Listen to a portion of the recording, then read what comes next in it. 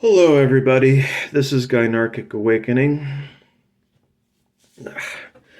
I gotta do some grocery shopping today, but before I do, I decided to film this video. First things first, I'd like to congratulate the Serious Gynarchy group for having now 2,700 members. Aside from some Illinois libraries, there hasn't been any new updates regarding library suggestions. Now, for the topic of the video, this is like partially informative, but also personal. It relates to my journey, my search for community, and it is something that I believe is the key that will unlock the door to Gynarchic communities. This has been a very long, arduous time for me. It came in the latter half of my 20s. It continued into my early 30s. And it's something that I and other Gynarchists have researched.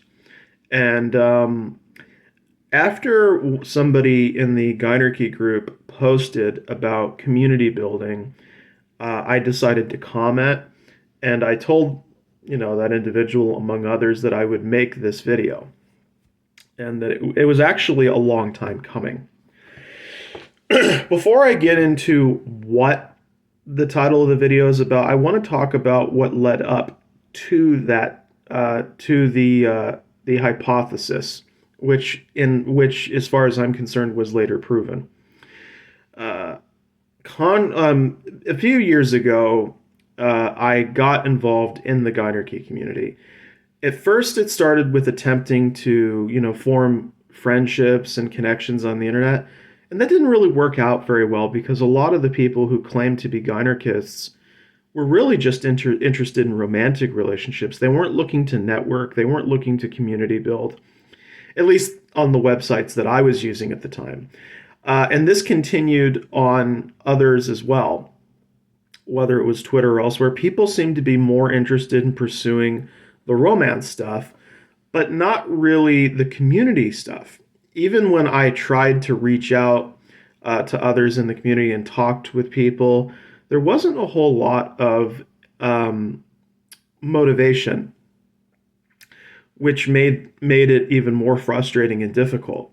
We had a lot of great discussions, but there was no forward action. And after about, I want to say 3.5 to 4 years of this, the frustration continued to mount and mount and mount, until I decided that maybe I was looking at this the wrong way. Maybe there was something incorrect about my approach or something impractical about it. And of course, there are many challenges financially, emotionally, geographically to gathering Gynarchists on the internet from around the planet and then trying to relocate in one or two locations.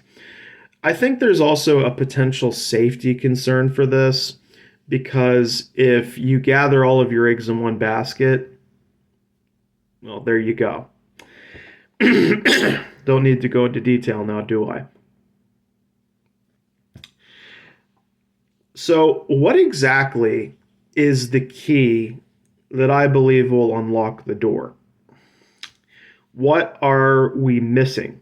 What is something that, if we did turn, what key can we turn to accomplish the next chapter in the story that is the Gynarchy community?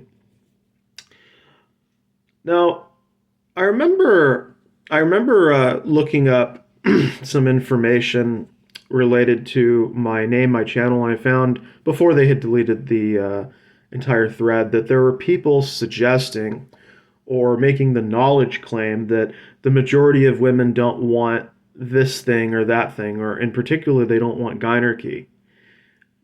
And I think what's interesting about this is they made this knowledge claim, even though I have done personal research into the subject and found that far more women than not were either ecstatic about it, receptive towards it, or at least tolerant of the idea.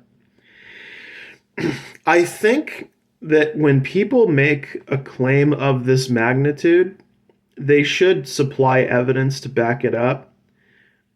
However, when they didn't, um, of course, I continued my research. In many respects, if I had more resources, more time on my hands, I would do more comprehensive studies of my area to discover exactly where these individuals are that I'm about to specify and go into more detail on. But I know even without having to go into too much refutation that this kind of a knowledge claim fails almost immediately because you have no idea what's going on in the minds and hearts of most people. You can't possibly make a knowledge claim like this and expect anybody to take it seriously. Now, this is a claim that's often used by people in the femdom community, sometimes out of the community, as a way to discourage gynarchists or break their spirit. I remain unbroken because I learned the truth that there were these individuals who are residing in my community that happen to believe the same exact thing or things that I do. And yet, there is something very unique about them that separates a normal gynarchist from what they are. Now, who are the people I'm referring to? These are what are known as non-self-identified gynarchists. Now, I think what's more interesting than their existence itself is the reason why they don't ID. I think that people in the I think there's many factors that are involved here, and I'm going to try to go over as many as I can. But I believe that if you want to form a community of some kind, more realistically, you're going to have to locate the non-self-identified gynarchists. Now, there is a method that I used, and I still use it, and it works to great success. You go up to a woman. Doesn't matter it doesn't matter how old the person is, how old the woman is, doesn't matter how young. That has nothing to do with anything. What you do is you ask them what the word gynarchy means. If they don't know, then you supply the definition, and then you watch for the reaction. There have been many different types of reactions that I've gotten from women. However, I can say that there's been at least 5 to 10 of them within my community that have given either positive or accepting responses to it.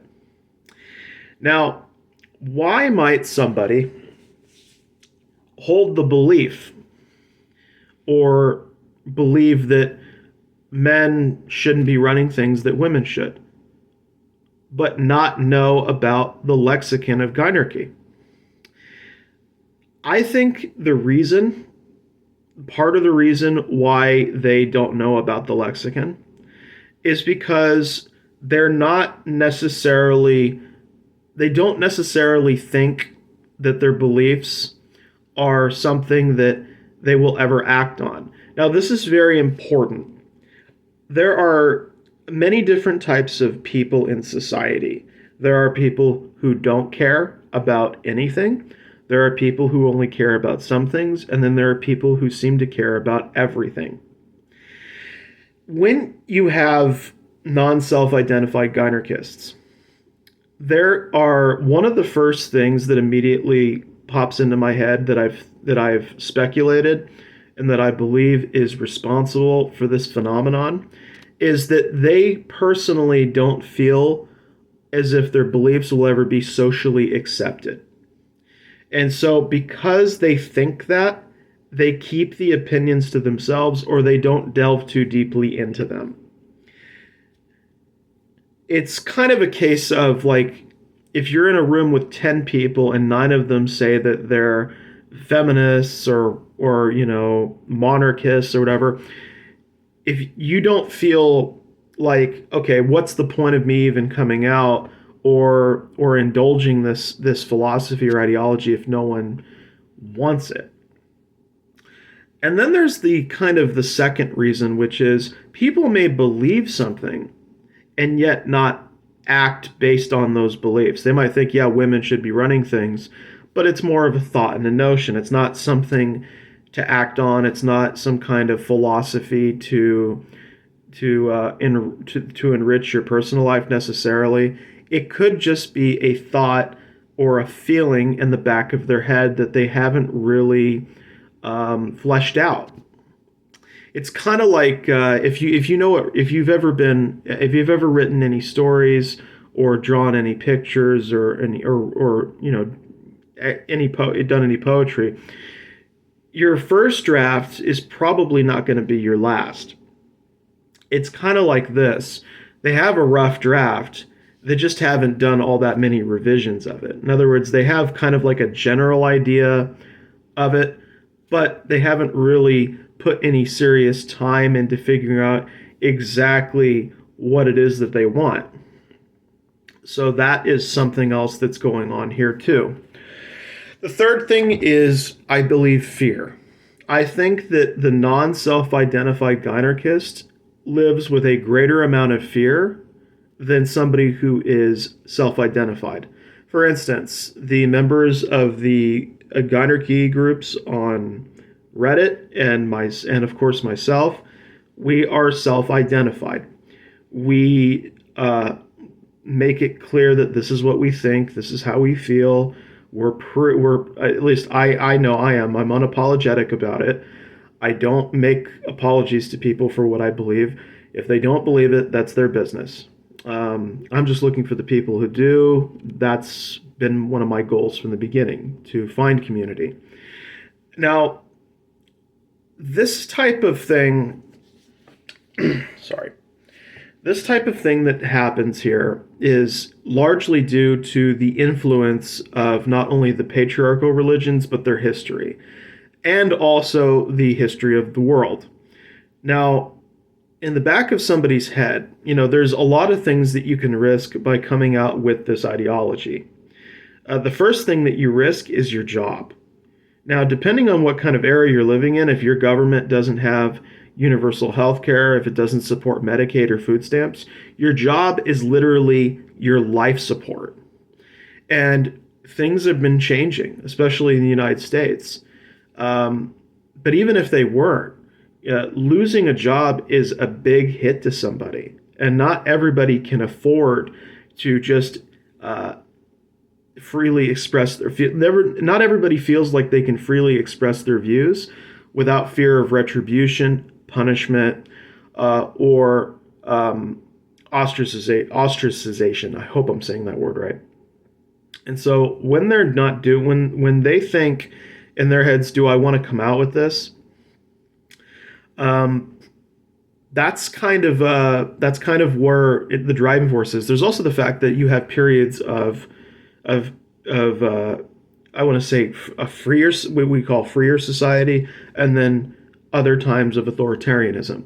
And because they know that there are times when society does kind of recede or fall to despotism, they may be reluctant to reveal who they are.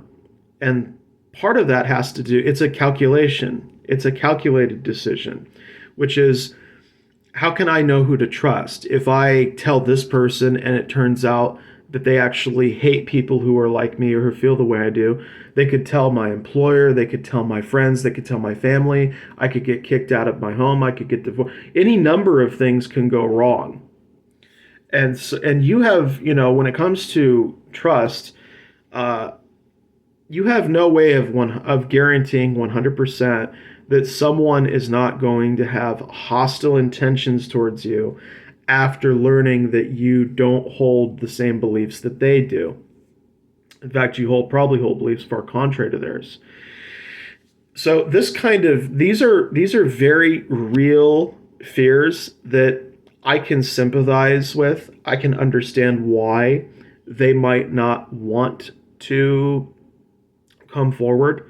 And I think that's also the reason why the Reddit groups and the internet is an especially good place for them, because it provides an environment where they can remain as anonymous as they want to be. They can interact with people in chats. They can try to participate in discussions or do whatever it is they want, or just to learn. Many of these people who have told me that they would like women running things or okay with it do not know the lexicon. If they don't know the lexicon, they don't know about the Gynarchism group. They don't know about the serious Gynarchy group. They will not know about Viola Voltairine. None of these things, none of these individuals or organizations or groups, you have none of them within the possession of your mind if you don't first have a language.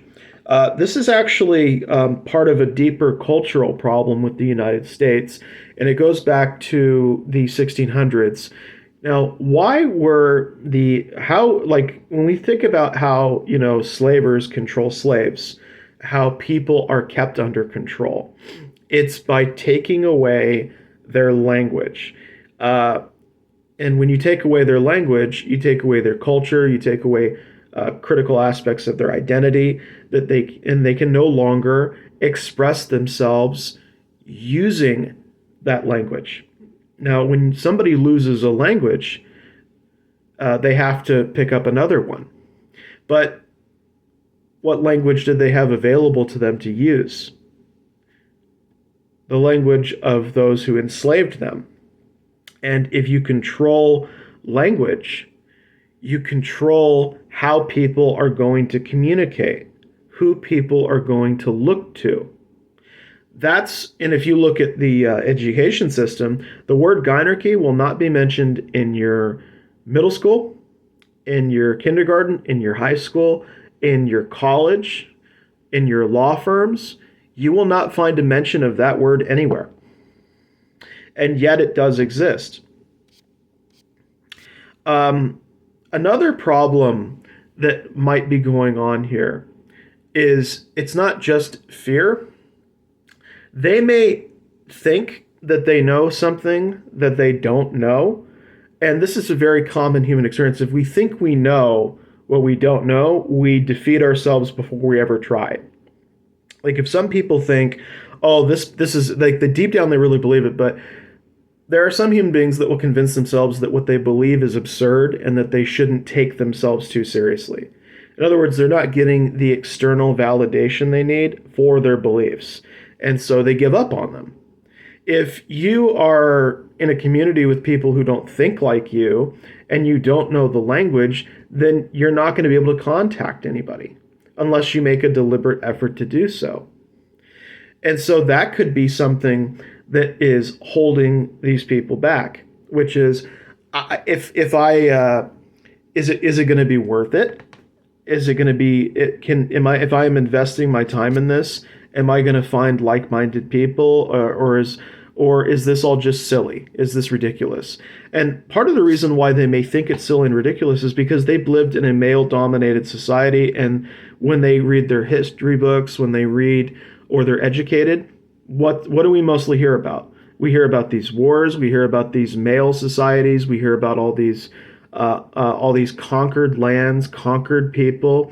Like the impression that a human being will get from reading history books is that men have always been in control, always been in charge, and that there are no exceptions to the rule. That's how it looks. That's not how it actually is, but that's how it looks. And when somebody is constantly bombarded with that, they start to accept that maybe that's just reality, that's all it's ever going to be. I've seen people on other websites say, it's always been male dominant. It's always going to, like, they make these claims, even though these claims are factually incorrect. So if that history acts as reinforcement to dismiss within their own hearts and minds the idea, then no development of such a concept need take place. And so they stay exactly where they were the whole time. Another thing that can kind of happen that may keep somebody from doing it is like the more practical stuff. Like you're really busy with a job, or you're focusing a lot on your career, or you're doing something that's, or you're really invested in like personal projects, and you just don't have time to really think about things outside of that. That could also be something that's happening. It could just be something as simple as this too. They already have community. Why do they need us? Why do they need, like, they may not recognize why they need people who think like them, or they may not think that they need other people who think like them to live a complete and happy life. And that is a challenge that Gynarchists are going to have to face when they form communities. How do you convince people that what they have is not good enough? Or can you? In other words, what are the benefits to being in a Gynarchy community, and how do those benefits outweigh what they can acquire for themselves on their own in their own community? In other words, they can get their own friends, they can get their own families, they can get access to resources, whatever. Why do they need to find you? What do you offer that those people don't? And that's something that the Gynarchy community, I believe, will have to have an answer for. But I think that the key that will unlock the door is finding these non-self-identified Gynarchists and either providing them resources so that they can find these groups or books, or having some more in-depth conversations with them so that they know that it's okay. It's becoming, because if they think that it's not as socially acceptable as it is, if they feel that they're in danger, they're going to go right back to masking. They're going to go right back into hiding. Especially during harder times when groups are being persecuted and rounded up by like secret police or whatever, they're not going to want to come out and talk about this stuff. They're going to put it in the closet. So I believe there have to be some assurances made in respect to safety. I do believe that it's probably better to take care of it offline at first, and if they feel comfortable, maybe they can do it online, or you can show them the information without them having to do it, because some people are paranoid. Some people think, well, hey, if I start looking this stuff up, it's going to create an internet history, and what if they're like watching my phone? Like, it can go to, like, the fears can go to ridiculous lengths, but they're not entirely unfounded. But I think that if you do find these individuals, I do think that there is an advantage in finding people who haven't developed a sophisticated thought process, because it means that when they do get into the community, they'll be exposed to a lot of different views, and they'll have time to really figure out, okay, this person's got the right idea, or no, that individual does. Because the thing is, when somebody already has a fixed idea of what they have in mind, and especially if they've gotten older, sometimes people are like really either set in their ways, or they are only willing to accept ideas from certain sources. And I think that there is some kind of advantage in finding individuals who do have beliefs or values that are not officially but unofficially Gynarchic, but they haven't really explored them yet. I think there is an advantage to getting to those people, especially before other individuals who are not in our community do, and further reinforce their fears, or help or reinforce what we would call these patriarchal biases, that it's always been like this, it's always going to be like this. I think I think an intervention of sorts would be good on their behalf, but it has to be done with their consent, of course. They have to be open to the idea, but they are definitely there. I found them in my personal community. I promise you that if you looked hard enough, you would find them in yours as well. They're everywhere. In fact, I'm going to go so far as to make a bet. I bet you that for every online Gynarchist there are 3 non-identified Gynarchists in that same community. For every one, there's like, I'm talking about like 3 times more. At least. It's just that that there's something holding them back. There's something going on. There's something that is responsible for them not connecting directly with the Gynarchy community. And I think that is worth trying to research, to understand, and to figure out. Thank you for your time, everybody. I really appreciate it. I'm going to go take care of some groceries now for the family. They got better handwriting than I do. Anyways, please take care, everybody, and peace out. And I wish you luck in your journey to find the non-self-identified Gynarchists if you choose to embark on it. Take care, everyone. Peace out.